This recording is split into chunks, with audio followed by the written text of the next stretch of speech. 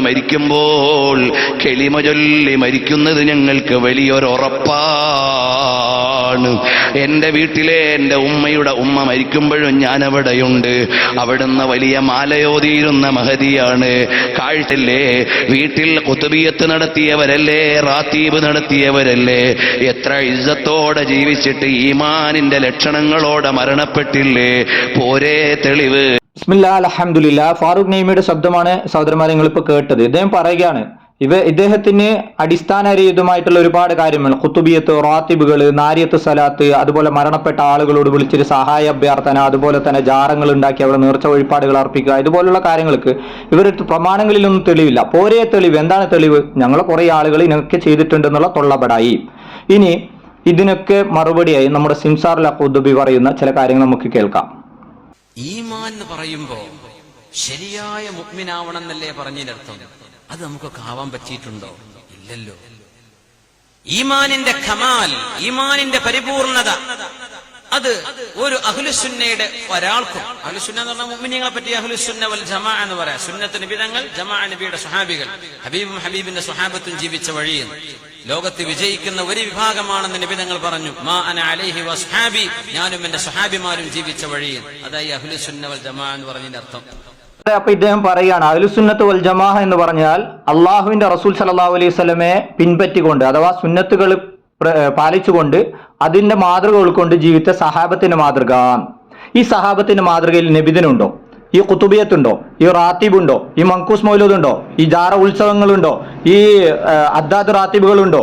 അതേപോലെ നാരിയത്ത് സലാത്തുണ്ടോ? ഇങ്ങനെ 100 കൂട്ടം കാര്യങ്ങൾ ഇവർ ചെയ്യുന്നത് സഹാബത്തിന്റെ മാതൃകകളുണ്ടോ സഹോദരന്മാരെ? പിന്നെ എങ്ങനെയാണ് മരിച്ചവരോട് വിളിച്ചിട്ടുള്ള ഇസ്തിഗാസ ഉണ്ടോ? സായത്തെട്ടുണ്ടോ? ഏതെങ്കിലും ഒരു സഹാബി അങ്ങനെ ചെയ്തിട്ടുണ്ടോ? മക്ക മുശ്രിക്കുകളായിട്ടുള്ള അബൂജഹൽ ചെയ്തിരുന്നു. ആരോട്? ഇബ്രാഹിം നബി അലൈഹി ഇസ്ലാമിനോടും ലാത്തയോടും മുസയോടും മനാത്തയോടും മുസൈർ നബി അലൈഹി ഇസ്ലാമിനോടും വദ്ദിനോടും സ്വാഹിനോടും ഒക്കെ. അള്ളാഹുവിന്റെ റസൂൽ സല്ലല്ലാഹു അലൈഹി വസല്ലമയുടെ സഹാബത്ത് മരണപ്പെട്ടു പോയ ആരോടെങ്കിലും സഹായം ചോദിച്ചിട്ടുണ്ടായിരുന്നോ? ഇല്ല. അബൂജഹലിന്റെ മാതൃകയാണ്. അപ്പൊ ഇവരെങ്ങനെയാണ് അഹ്ലുസ് സുന്നത്ത് വൽ ജമാഅ എന്നുള്ളത് പറയുന്നുള്ളത്? ഇതൊക്കെ ചെയ്യാൻ പാടില്ല, ഇതൊക്കെ പുത്തൻ ആചാരങ്ങളാണ്, ഇതിൽ ശിർക്കിലേക്ക് എത്തിക്കുന്ന കാര്യങ്ങളുണ്ട് എന്ന് പഠിപ്പിച്ചു കൊടുക്കുന്ന ആരാണ്? സലഫികൾ. അവരല്ലേ യഥാർത്ഥത്തിൽ അഹ്ലുസ് സുന്നത്ത് വൽ ജമാഅത്തിൽ പെടുക? എന്ന് ചിന്തിക്കൂ സഹോദരന്മാരെ. ഞാൻ എന്റെ ഈമാനോടുകൂടെ മരിക്കുമെന്ന് ഉറപ്പാണെന്ന് ഒരാൾ പറഞ്ഞാൽ ഫഹുവ മുനാഫിഖുൻ, അവര് മുനാഫിഖാണെന്ന് ഈ ശറഈന്റെ ആലിമീങ്ങൾ പഠിപ്പിച്ചിട്ടുണ്ട്. ഫാത്തിമ, അമല് ചെയ്ത ഫാത്തിമ, എന്റെ വാപ്പ നബിയാണെന്ന് പറഞ്ഞ് നാളെ രക്ഷപ്പെടാൻ കഴിയൂലട്ടോ. മുത്ത് നബി ആരോട് പറയാ? ഹബീബിന്റെ കരളിന്റെ കഷ്ണത്തോട്. 21ാം നൂറ്റാണ്ടിലൊക്കെ ജീവിക്കുന്ന നമ്മൾ, അത് അഹ്ലു ബൈത്തിൽപ്പെട്ട ആളുകളാണെങ്കിൽ തന്നെയും ഞാൻ ഹബീബിന്റെ പരമ്പരയിലാണ്, എന്റെ കാര്യം രക്ഷപ്പെടുമെന്ന് ഉറപ്പാണ്. പറയാൻ പാടില്ല.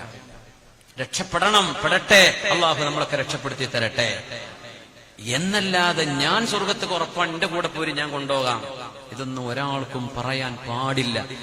ഇൽമ്, ദീൻ, ശരീഅത്ത് പഠിക്കണം, എന്നിട്ട് ത്വരീഖത്തും ഒക്കെ ഉള്ളൂ. ശരീഅത്ത് പഠിക്കാതെ ഹഖീഖത്തും ത്വരീഖത്തും ഇല്ല. ശരീഅത്ത് വേണം, അതാണ് അതിന്റെ മദാർ. ഈ ശരീഅത്ത് പഠിക്കാതെ എന്തൊക്കെ ആരൊക്കെയോ വിളിച്ചു പറയുന്നു, അതൊക്കെ കേട്ടിരുന്നിട്ട് പിന്നെ അങ്ങോട്ട് ഹാലളകാണ്. ശരീഅത്ത് എന്താണ്? ഫിഖ്ഹ് എന്താണ്? ഹദീസ് എന്താണ്?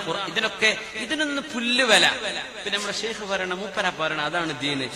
ഇമാം ബൈഹഖി തങ്ങൾ പറഞ്ഞതോ അല്ലെങ്കിൽ ഇമാം റാസി തങ്ങൾ, അതൊന്നും ഇല്ല. സഹോദരന്മാരെ കേട്ടല്ലോ, ഇത് എന്താണ് പറയുന്നത്? ഇമാം ബഹിയക്കി തങ്ങൾ പറയുന്നതോ ഇമാം റാസി തങ്ങൾ പറയുന്നതോ അതൊന്നും അല്ല ദീന്. അള്ളാഹുവിന്റെ ഖുർആനിലോ റസൂൽ സല്ലല്ലാഹു അലൈഹി വസല്ലമയുടെ അധ്യാപനത്തിലും ഉണ്ടെങ്കിലോ സഹാബത്ത് ആ രൂപത്തിൽ മനസ്സിലാക്കേണ്ട അതാണ് ദീന്.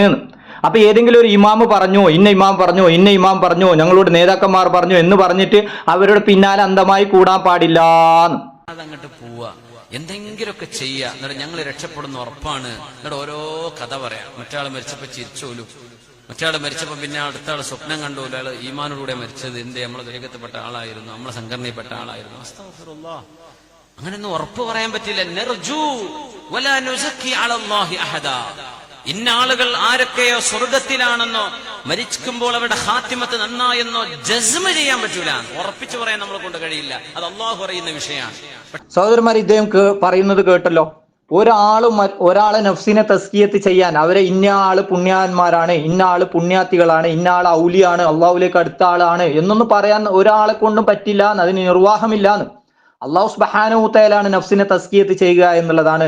അപ്പൊ ഇന്ന് നമ്മളെ നാട്ടിൽ കാണുന്ന എത്രയോ ജാറങ്ങൾ, അള്ളാന്റെ റസൂൽ സല്ലല്ലാഹു അലൈഹി വസല്ലമയുടെ കാലശേഷം നൂറ്റാണ്ടുകൾ കഴിഞ്ഞ ശേഷം ഇവിടുത്തെ മരണപ്പെട്ട ആളുകളെ കൊണ്ടുപോയി അവര് മറമാടി കഴിഞ്ഞ ശേഷം ഇയാൾ ഔലിയാണെന്ന് പറഞ്ഞ് കെട്ടിപ്പൊക്കി അവിടെ ഉറൂസ് ഉത്സവങ്ങൾ നടത്തുന്നത് നമുക്ക് കാണാൻ പറ്റും.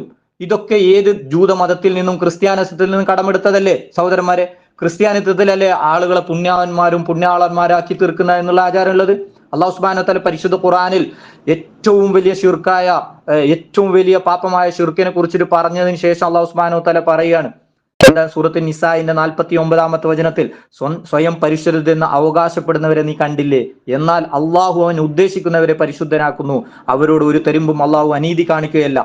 എങ്ങനെയാണ് അവർ അള്ളാഹുവിന്റെ പേരിൽ കള്ളം കെട്ടി ചമക്കുന്നത് നോക്കൂ. പ്രത്യക്ഷമായി കുറ്റമായിട്ട് ഇത് തന്നെ മതി, അള്ളാഹു ഇന്നാൾ ഔലിയാണ് ഇന്നാൾ വലിയാണ് എന്നൊക്കെയുള്ള അള്ളാഹു അറിയാത്ത, അള്ളാഹു നിശ്ചയിച്ചു കൊടുക്കാത്ത ഈ ആളുകളെ എങ്ങനെയാണ് തസ്കിയത്ത് ചെയ്ത് ഇവർ ഖബർ കെട്ടിപ്പൊക്കി അവിടെ ഉത്സവങ്ങളും ഉറൂസുകളും നയിക്കുന്ന, അവരോട് തന്നെ ഇസ്തിഗാസ ചെയ്യുന്ന, അവിടെ നേർച്ച വഴിപാടുകൾ അർപ്പിക്കുന്ന ഇത് ഇസ്ലാമാണ് സഹോദരന്മാരെ?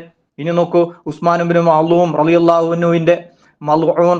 അൻഹുവിന്റെ മരണവുമായി ബന്ധപ്പെട്ട് നബി സല്ലല്ലാഹു അലൈഹി വസല്ലമയുടെ അദ്ദേഹത്തെ സന്ദർശിച്ച വേളയിൽ ഉമ്മു അല റളിയല്ലാഹു അൻഹു ഉസ്മാൻ മഅ്ലൂം റളിയല്ലാഹു അൻഹുവിനെ കുറിച്ച് ഉദ്ദേശിച്ച് അവിടെ പറയുന്ന ഒരു രംഗം നമുക്ക് ഇമാം ബുഖാരി റഹിമഹുല്ലാഹ് അദ്ദേഹം ഉദ്ധരിക്കുന്ന ഹദീസിൽ കാണാൻ പറ്റും.